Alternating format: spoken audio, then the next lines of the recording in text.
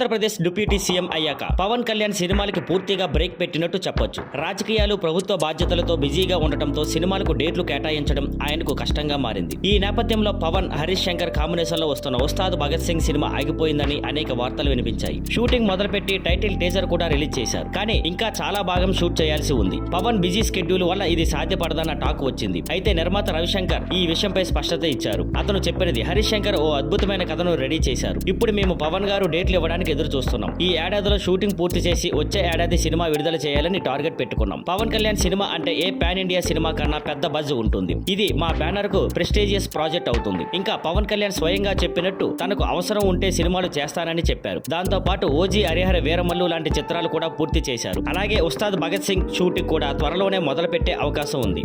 Pradeep Ranganathan cinema ఇండస్ట్రీలో తన ప్రయాణాన్ని అద్భుతంగా కొనసాగిస్తున్నాడు. కోమాలి అనే సినిమాతో డైరెక్టర్ గా ఎంట్రీ ఇచ్చిన ఆయన లవ్ టుడే సినిమాతో హీరోగా కూడా హిట్ కొట్టి అందరి మనసుల్లో గెలుచుకున్నాడు. ఇటీవల రిలీజ్ అయిన డ్రాగన్ సినిమా తమిళ, తెలుగు రెండు భాషల్లోనూ మంచి విజయం సాధించింది. ఇప్పుడు మైత్రి మూవీ మేకర్స్ ప్రదీప్ రంగనాథన్ తో కలిసి ఓ బైలింగ్వల్ సినిమాను ప్రకటించారు.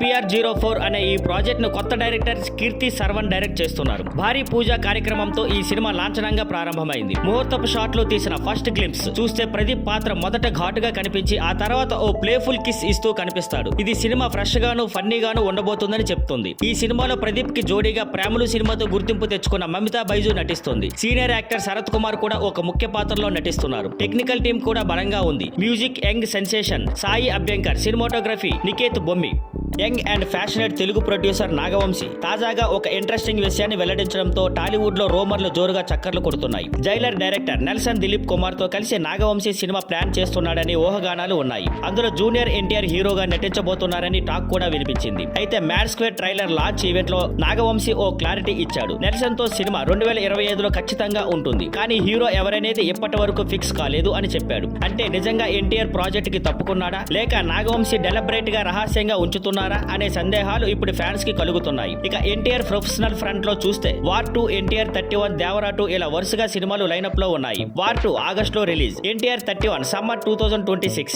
దేవరా 2 ఇంకా ఆలస్యమే. అందుకే ఈ నెల్సన్ నాగవంశీ ప్రాజెక్ట్ లో ఎన్టీఆర్ ఉంటే స్కెడ్యూలింగ్ సమస్యలు తలెత్తే అవకాశం ఉంది. బహుశా అందుకే నాగవంశీ పేరు వెల్లడించకుండా మెలకువగా మాట్లాడాడేమో. ఇంకా హీరోపై క్లారిటీ రావాల్సి ఉంది. ఇంకా కొన్ని రోజులు ఆగి చూడాలి ఏం జరుగుతుందో.